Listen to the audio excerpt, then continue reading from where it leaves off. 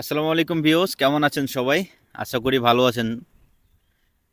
আমার ভিডিওগুলো যেগুলো তৈরি হয় এবং পোস্টগুলা সেগুলো তো হচ্ছে যে যারা প্রবাসী তাদেরই উদ্দেশ্যে, ম্যাক্সিমাম প্রবাসীদের জন্যই আর কি ভিডিওগুলা। হুম। তো এখন যেটা বিষয় হচ্ছে মূল বিষয়, আহ, অনেকেই কমেন্ট করছেন এবং ফ্রেন্ড রিকোয়েস্ট পাঠাচ্ছেন এবং মেসেজ করছেন, বড় বড় মেসেজ, 2 মিনিটের মেসেজ, 3 মিনিটের মেসেজ শুনি, রিপ্লাইও দিই, অনেকেই রিপ্লাই দিই, অনেকেই দিই না অনেক সময়। কারণ আপনারা আহ, একটা সমস্যা হলো কি, বাংলাদেশিদের ডিএনএতে একটা সমস্যা আছে, সেটা হচ্ছে যে যেখানে মধু সেখানে পিঁপড়ে দৌড়াইয়া যায় সব। তো আপনারা হচ্ছে যে মূলত এই কাজটাই করছেন দুর্ভাগ্যবশত। এখন আপনারা যে চেক রিপাবলিক আসবেন, এখন চেক রিপাবলিকের একটা মানে হচ্ছে যে হাই লেভেলের একটা অ্যাডিং চলতেছে। মানে প্রচুর ভিসা হচ্ছে এবং প্রচুর লোক আসছে এরকম আর কি। তো আপনাদের যেটা হচ্ছে যে জানতে হবে, মেন যেটা হলো কমপ্লিটলি আপনাদের জানা থাকা দরকার চেক রিপাবলিকে আসার জন্য। আপনারা যে দেশে আছেন, ধরেন আপনারা ম্যাক্সিমাম ভিডিও আমার দেখে মিডল ইস্টের লোকেরা। তো মিডল ইস্টে যারা আছেন, যে সৌদি আরব, কাতার, কুয়েত, দুবাই, এরকম দেশগুলো। তো 2026-এর মূল কাহিনিটা আপনাদের বলি। 2026-এ আপনারা যদি আসতে চান, সেক্ষেত্রে আপনাদের 3 মাস পর পর অ্যাপয়েন্টমেন্ট ডেট পাবেন। 3 মাস পর পর। 3 মাসের আগে কোনো রকম কোনো এজেন্সি যদি আপনাদের বলে সামনের মাসে অ্যাপয়েন্টমেন্ট ডেট দিয়ে দিব বা কালকে দিয়ে সামনের সপ্তাহে দিয়ে দিব, এরকম যদি কথাবার্তা বলে, টোটালি হলো ফেক কথাবার্তা। মানে একদম হচ্ছে যে এটার কোনো মানে লিগ্যাল কোনো নোটিশ নাই তাদের কাছ থেকে। হ্যাঁ।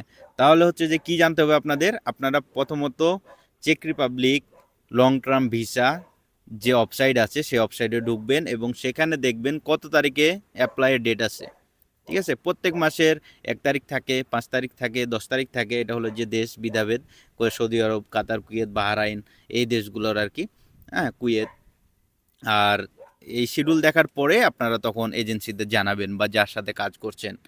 কিন্তু 10 জন করে লোক নাই, 3 মাসে 10 জন লোক নাই। এখন এখানে দেখা যায় যে লোক মোটামুটি প্রত্যেক শিডিউলে 200, 300, 400 এরকম অ্যাপ্লাই করে ফেলাইছে। এবং এরকমও কিছু আমাকে লোক ফোন দিয়েছে যে ভাই আমার 6 মাস হয়েছে, আমি চেক রিপাবলিকের লং টার্ম ভিসার জন্য অ্যাপ্লাই করেছি, তা আমার ভিসাটা মানে কেমন কি হবে কিনা। আমি যে ভাই ভিসা হওয়া তো পরের কথা, অ্যাপয়েন্টমেন্ট করেছেন কিনা এটা বলেন। কই যে অ্যাপয়েন্টমেন্ট তো করি না ভাই, মানে ফাইল জমা দিয়েছি। আমি যে ফাইল কেন জমা দিলেন 6 মাসে? আপনি ফাইল আপনি কি বললাম না ভিডিওতে অত ইয়েভাবে, কিন্তু আপনি কি এত যে হচ্ছে যে জিনিসগুলো আপনারা না জেনে এভাবে ফাইল জমা করে দিবেন, পরে টাকা লস করবেন, করার পরে হলো যে আবার বলবেন যে এত টাকা লস হয়ে গেল। মিডল ইস্টে কয় টাকায় বা ইনকাম হয় আমরা তো জানি, আমি তো থেকে আসছি, ওমানে ছিলাম আমি 5 বছর। তাহলে আপনাদের এই জিনিসটা হলো যে জানা থাকা দরকার আগে। আপনি 1 বছরে টাকা কামান 3 লাখ 4 লাখ টাকা, ঠিক আছে, এবং এই 4 লাখ টাকা আপনি চেকের পিছনে উড়াই দিলেন, তার লাভ কি হলো? লাভ তো হলো যে এজেন্সির, লস তো হলো আপনার। ঠিক আছে না? এজন্য আগে 2 বছর কমপ্লিট করবেন, এরপরে অ্যাপ্লাই করবেন। অ্যাপ্লাই করার পরও যে আপনি গ্যারেন্টি নিশ্চয়তা নিয়ে আপনি বসে থাকবেন, এটাও কিন্তু না। ঠিক আছে? কারণ আপনাকে আগে অ্যাপয়েন্টমেন্ট কমপ্লিট করতে হবে। চেকের যদি অ্যাপয়েন্টমেন্ট আপনি পেয়ে যান, 100% ভিসা পাবেন। আর যদি অ্যাপয়েন্টমেন্ট যদি না পান, সেক্ষেত্রে আপনার ওয়ার্ক পারমিটের কোনো দাম নাই চেক রিপাবলিকের।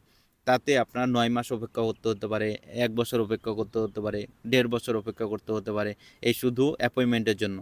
কারণ অ্যাপয়েন্টমেন্ট ছাড়া আপনি কোনো রকম ভিসা নিতে পারবেন না। কারণ চেক রিপাবলিকের কোনো ই ভিসা নাই যে আপনি মনে করেন ই ভিসা অনলাইন থেকে আপনি নিয়ে চলে আসলেন। অ্যাম্বাসি ফেস করতে হবে এবং অ্যাম্বাসি থেকেই ভিসা নিতে হবে। তো আপনারা অবশ্যই হয়তো বুঝতে পারছেন।